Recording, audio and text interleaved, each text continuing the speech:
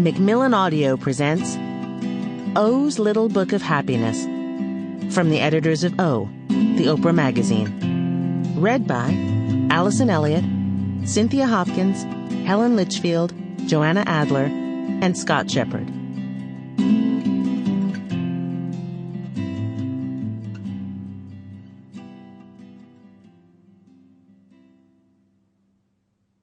You can never be happy living someone else's dream. Live your own, and you will for sure know the meaning of happiness. Oprah Winfrey.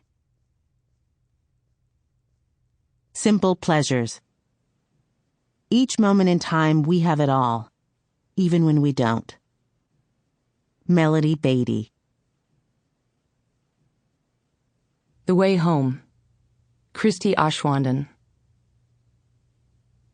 The walk is not negotiable. No matter how full the day's agenda, we go.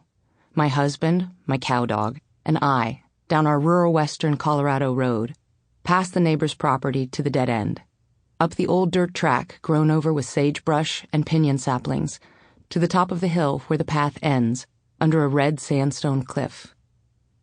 I've watched sunset after sunset from this private perch, and each is the most beautiful I've ever seen.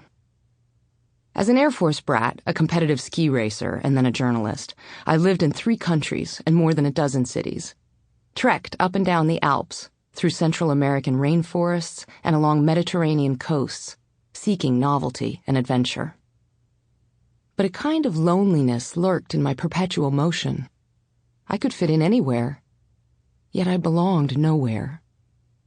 7 years ago, I fell in love with Cedar Edge, the small town where my husband, Dave, yearned to settle, and together we decided to put down roots on a 16-acre homestead. Still, I refused to retire my passport. There were so many faraway mountains to climb and foreign cultures to explore. Tying myself to a single place felt confining. Until finally, during a particularly irritating flight delay, it dawned on me that while I wasted time in crowded airport lounges, the life I'd dreamed of was waiting for me on the farm.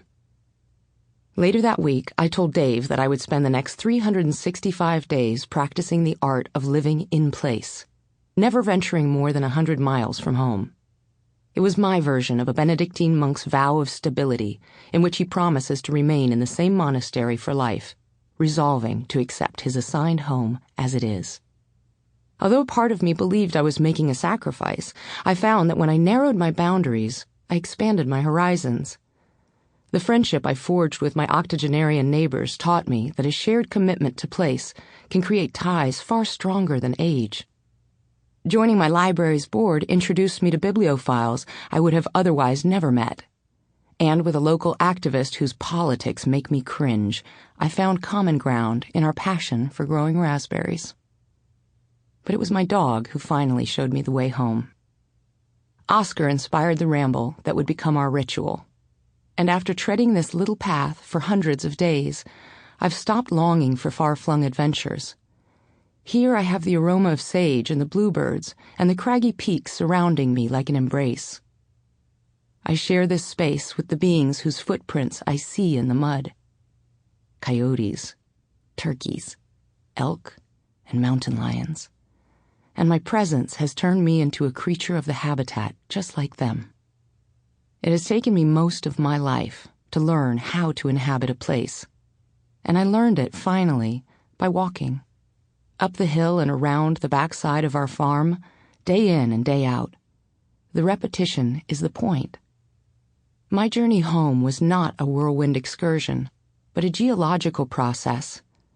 My soul mingling with the soil, step by step, over time. Lumps are treasures. Patricia Volk. I love the dark film that forms as cocoa cools in the pot. Break it up with a spoon, stir it in, and you've got dirty hot chocolate, unsmooth and imperfect, hence complex. There are those who will tell you dirty food does little to enhance presentation, but a brisket sandwich would be torment without pan scrapings. I like seeing and eating something that shows it was made by human hands. Sample complete. Ready to continue?